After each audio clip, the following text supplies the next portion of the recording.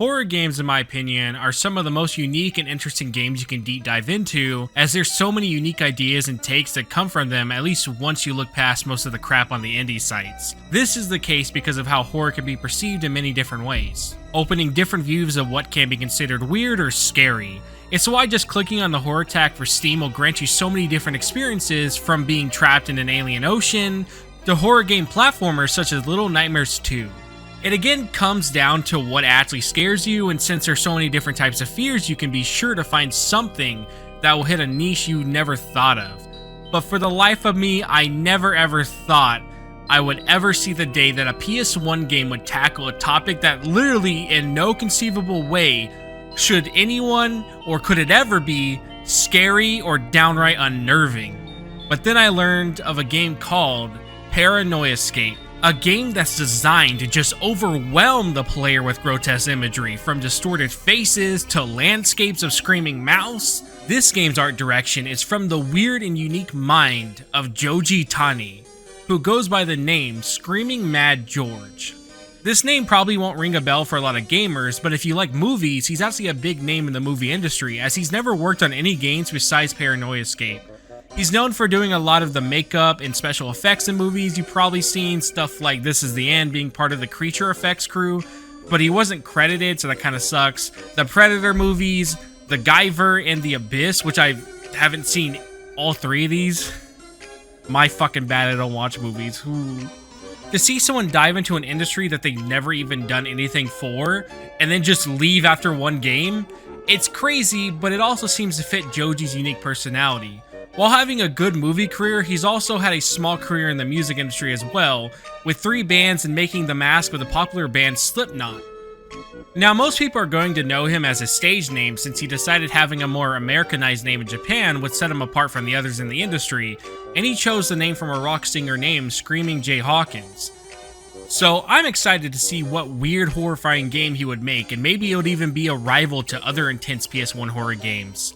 You see, the box art has hands reaching around the screen, as eyes can be seen everywhere behind him, so it's more than likely going to be like a psychological horror game or something that's just really fucked up, something that matches that punk energy.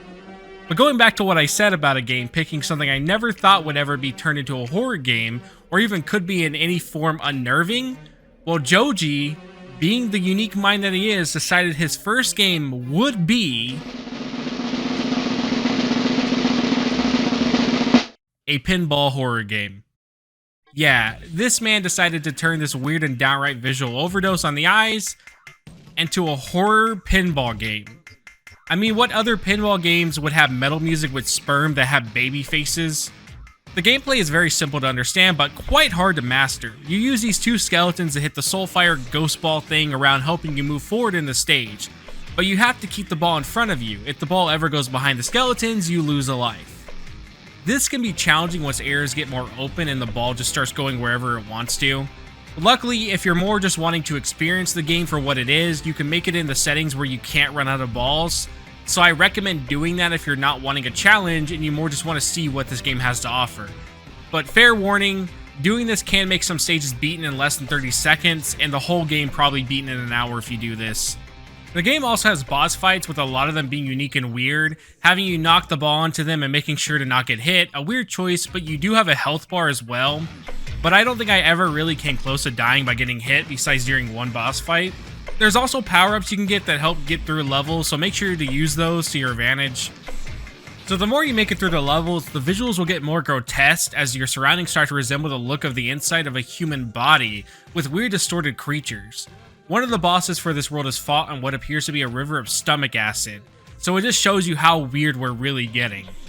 Now this boss is my favorite, as it's a human head on a cross-shaped structure, and he throws teeth at you that come from his mouth.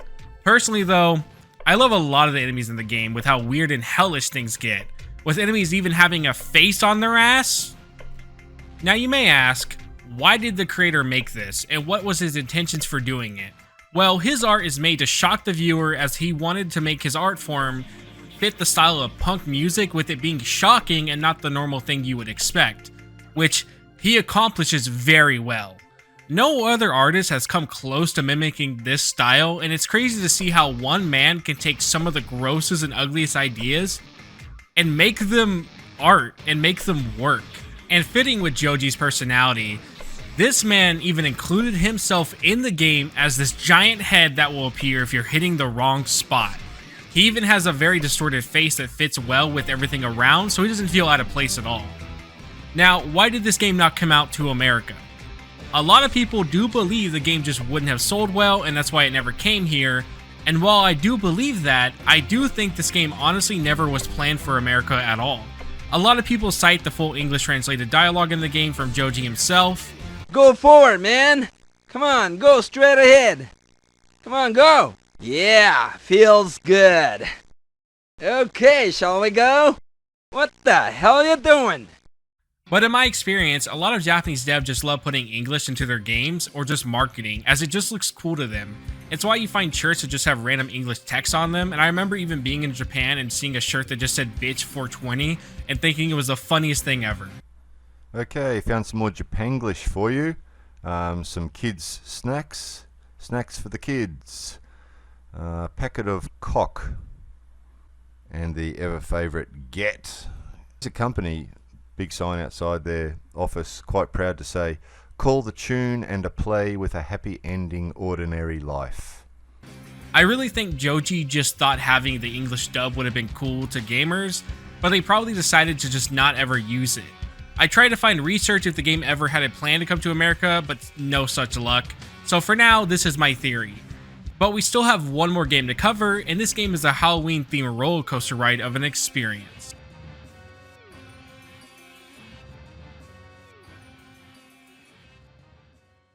We start the game off with some eyes coming on screen, to then have the lights come on as it's a band.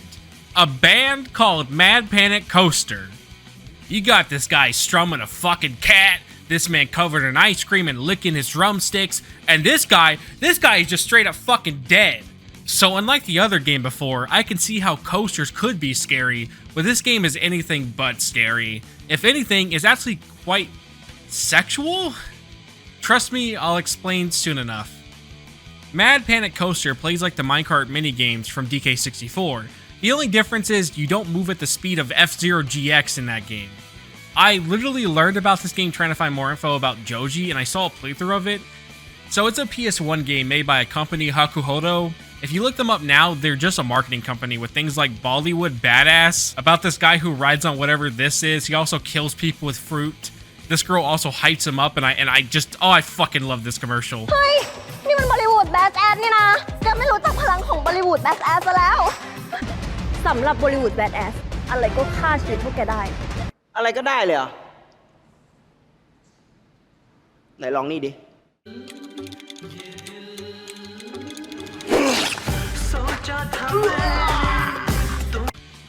This is a chip commercial, by the way, if you didn't know.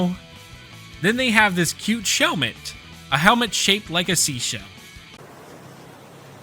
Helmet. So it's another one of those just do it once and then leave kind of deals, you know, same like the other one. Now, the story to this game isn't anywhere in the game. In fact, once you press start, the game just starts with no tutorials or anything. So more than likely, your first playthrough will always look something like this.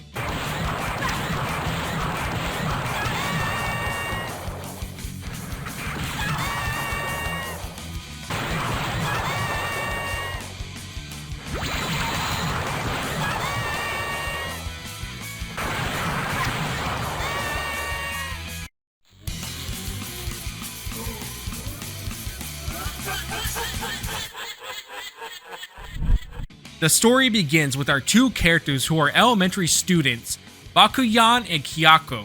Their task was surviving 15 different roller coasters. Each of these tracks were designed by Dr. Jones, which I'm assuming is the guy on the box in the game over screen. Speaking of the box art, you would never have guessed it was a roller coaster game based off this insane artwork. But yeah, this is the story. It's just these kids tackling these horrible designed roller coasters. They also chose to do this. No one is forcing them, so I don't feel bad at all. Now, thankfully, this game controls really, really well, even at these incredibly fast speeds. You're going to be relying heavily on your reflexes and memorization, but trust me, these controls will make sure you get that job done. Even though I died a lot, I could actively learn everything and use the skills of me getting better at the game to push through. Unlike another game that I know of. The main gimmick of the game is to be able to shoot these exploding bombs at enemies in your way to take them out. But it's a lot easier to spam and hope you get lucky since it's very hard to see a lot of enemies going breakneck speeds. If you want a tip to play this better, just make sure you jump a lot. It saves you from having to really adjust your cart's position, and it's necessary on the ice world as that seems to have slippery tracks. This won't stop you from getting hit, but it can be good for learning the tracks at least for the first few rounds if you don't want to just try to memorize the turning itself without jumping. The main goal of the tracks is to go around these tracks 3 times as you explore these weird worlds. One moment you're going through a haunted castle, driving on tracks made of bones, to the next you're in the opening of Mega Man Legends, dodging flying sharks in a world full of water.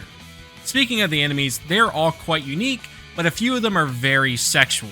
Like the girl who pulls coins from her tits to throw them, this thick green girl, and then the cop dog who's packing 2 guns. Then there's the enemies like the roadkill deer, the snowman from Mario 64, and what looks like to be a hood smurf. Trisha Paytas also joins the gang, so nice of her to do that. Just sucks you won't see these too often while playing since you move so fast. Also, it's a little weird, but you have these shots between levels where they show you and the girl, and they give her a really short skirt when she's supposed to be in elementary. It's just really fucking weird. I just wanted to point that out because of how weird this shit is. Also, while digging through the game's file, I found this picture of the 2 characters as this seems to be their prototype look, or at least a very early design of them, as they look nothing alike how they do in the actual game. So, just wanted to show that off. Lastly, the bosses in the game are quite tough. You have 2 ways to beat them, either survive 3 laps and then you win, or beat the shit out of them till they die. Now, while they can be challenging, with time you'll beat them, but get ready to experience this every time you lose.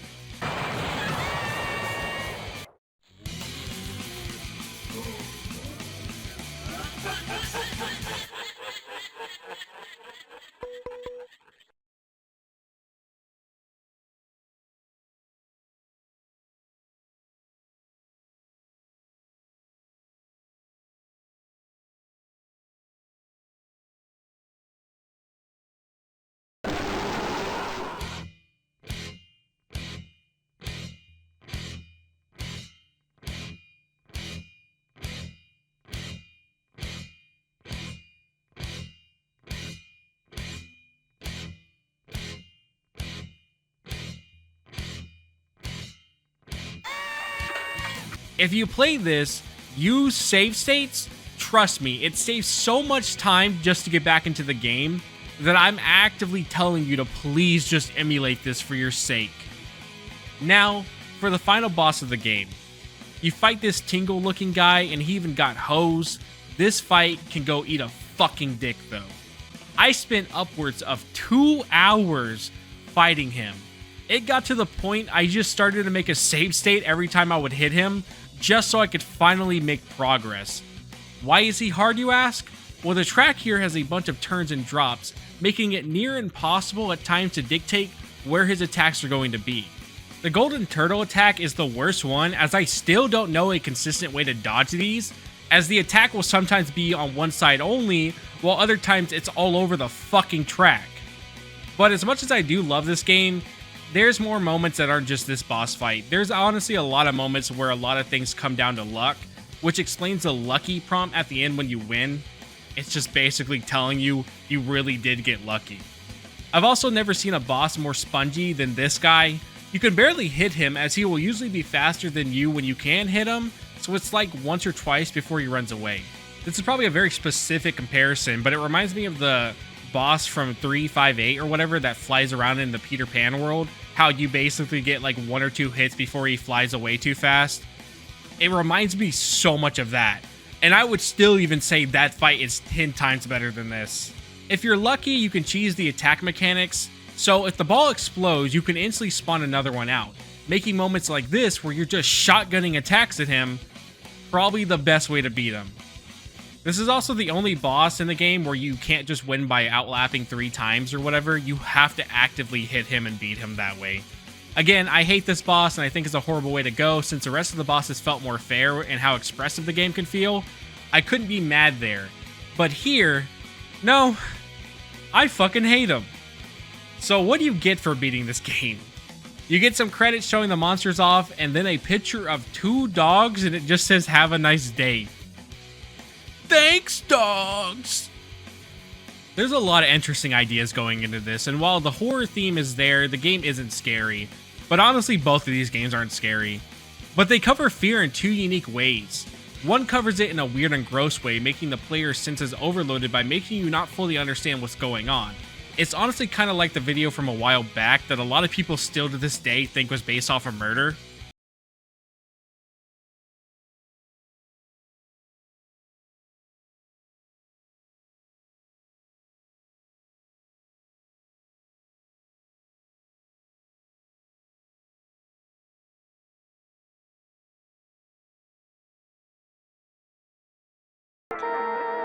While this video is creepier than the game, I think the horror aspect comes from just the lack of understanding and how much we're seeing while not getting any of it. This is why this video here has a whole murder plot to it now, when that was never ever the case. This game shows you a lot, but you will never understand any of it. Also, real quick, the backstory to this robot apparently was just from some advertising thing to show off these robots.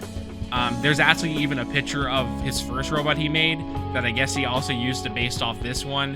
The shot in the woods apparently also wasn't in the original advert of the robot, and the creepy blogs channel that has it uploaded right now is not the original uploader. This video was back in 2009, so trust me, this creepy blogs channel just re-uploaded it. I hate that he's marking it like it's the original upload though. Just thought I would debunk that real quick, as I've seen this spread out a little bit during the research on this.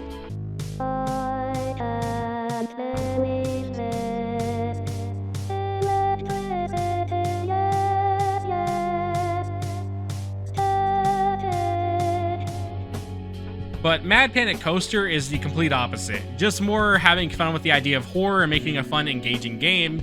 It's also one of the few games that doesn't have a rating. So yeah, I don't know why it doesn't have a rating. I literally could not figure it out. But yeah, this game has no rating on the box and it never was rated by the ESRB.